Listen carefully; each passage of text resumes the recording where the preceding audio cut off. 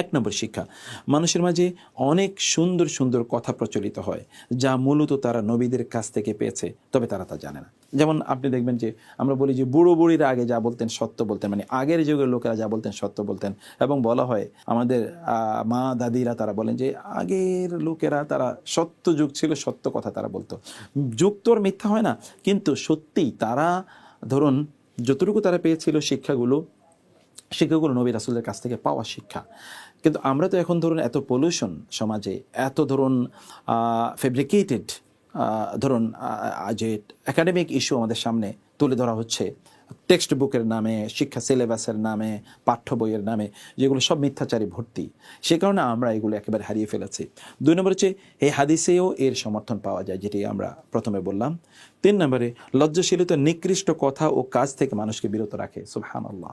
আপনি লজ্জা যদি থাকে তাহলে আপনি নিকৃষ্ট কাজও করবেন না, নিকৃষ্ট কথা আপনি বলবেন না, neither in public nor in private.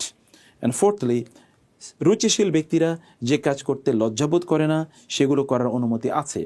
এই ক্ষেত্রে বাক্যটি জুমলায় ইনশা হবে, সে অর্থে আমরা তথা আদেশটি বৈধতার জন্যে।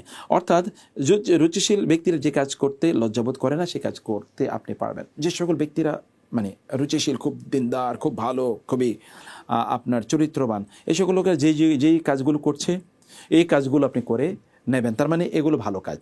এবং এই জন্য ইমাম শাফি রহমাহুল্লাহ তাকে একজন প্রশ্ন করলো, আপনি কার কাছ থেকে সবচেয়ে বেশি শিখেছেন? তিনি বলেন, আমি মূর্খের কাছ থেকে, জাহেলের কাছ থেকে সবচেয়ে বেশি শিখেছি। বলে কীভাবে? বলে জাহেল যে কাজটি করতো আমি জানতাম ও কাজটি ভুল, অতএব ওই কাজটি আমি করতাম না, শিখে গেছি। তাই না? খুবই সিম্পল। একটা মাস্তান যে কাজ করে আপনি এটা করবেন না, ব্যাস, গুড। একজন দিনদার আল্লাহওয়ালা মানুষ যে কাজ করে ওইটাই তো মানদণ্ড, এটাই মানদণ্ড। এটা খুবই গুরুত্বপূর্ণ একটি বিষয়। তারপরে হচ্ছে পঞ্চম, যার লজ্জা নেই সে যা ইচ্ছা করতে পারে, এ কথার মাধ্যমে তিরস্কার করা হয়েছে। তোমার তো লজ্জা নাই, তোমার যা মনে চায় তাই করো, তোমার তো চোখের লজ্জা নেই, এটা তো তিরস্কার, নিন্দা অর্থে এই বক্তব্যটি এসছে। সেফাত মানে নবুয়ত দ্বারা মাউসুফকে, নবীগণকে এখানে বোঝানো হয়েছে। যখন বলা হচ্ছে মিনা নবুওয়াতিল উলা, পূর্ববর্তী নবুয়তের মানে হচ্ছে পূর্ববর্তী নবীদের পক্ষ থেকে আমরা যেই কমন কথাটি পেয়েছি সেটি এখানে বোঝানো হয়েছে। 7, লজ্জাহীনতা প্রকাশ্যে অন্যায় কাজের দিকে নিয়ে যায়, লজ্জাশীলতা গোপনে আল্লাহকে ভয় করতে শেখায়। আপনি যদি লজ্জা না থাকে তাহলে আপনি প্রকাশ্যে অন্যায় কাজ করতে পারবেন। যারা ডাকাত, যারা মিথ্যাবাদী, যারা মানুষকে জুলুম করেছে, যারা হত্যা করেছে, মানুষের সম্পদ লুণ্ঠন করেছে, এই সকল ব্যক্তিরা প্রকাশ্যেই তারা আবার মিথ্যাচার করে করে বেড়াচ্ছে মানুষের সামনে, আবার প্রকাশ্যেই তারা তাদের ধরুন স্তুতি গাইছে অথবা তাদের নিজেদের বন্দনা তারা করে যাচ্ছে। এগুলো তো তারা করছেই, এটা তারা জানে যে তারা নির্লজ্জ, কিন্তু তারপরে তারা এটা করে যাচ্ছে। কেন করছে? কারণ তাদের লজ্জা নেই, এই কারণে তারা এগুলো করে যাচ্ছে। আবার যদি আপনার লজ্জা থাকে তাহলে আপনি গোপনেও হারাম কাজ করবেন না। মানে লজ্জা থাকার কারণে আপনি গভীর অন্ধকার, তখন আপনি কিছু করবেন না। চারিদিকে কেউ নাই, কারো সম্পদ পড়ে আছে, তাহলে আপনি ধরবেন না।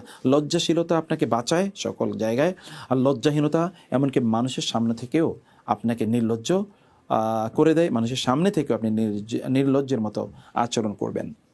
8, বান্দার জন্য স্বাধীন ইচ্ছা থাকার কথা প্রমাণ হয়েছে, জাবেরিয়াদের খণ্ডন করা হয়েছে। মানে বান্দার যে কোনো কাজ করার স্বাধীন ক্ষমতা রয়েছে, এই হাদিসটি কিন্তু আমাদেরকে সেই দিকেই ইঙ্গিত করেছে। জাযাকুমুল্লাহু খায়রান। আমাদের আজকের ক্লাস এখানে শেষ হলো। ইনশাআল্লাহ আমরা পরবর্তী হাদিস ইনশাআল্লাহ এরপরে আমরা শুনে নেব। আল্লাহ তাআলা আমাদের সবাইকে অনেক অনেক ভালো রাখুন, আমিন। ওয়া জাযাকুমুল্লাহু খায়রান। ওয়া হাদা ওয়া সাল্লাল্লাহু সুবহানাহু ওয়া তাআলা নবিয়ানা মুহাম্মদ ওয়া আলিহি ওয়া সাহবিহি আজমাইন। সুবহানাকাল্লাহুম্মা ওয়া বিহামদিক, আশহাদু আল্লা ইলাহা ইল্লা আনতা, আস্তাগফিরুকা ওয়া আতুবু ইলাইক। ওয়াসসালামু আলাইকুম ওয়া রাহমাতুল্লাহি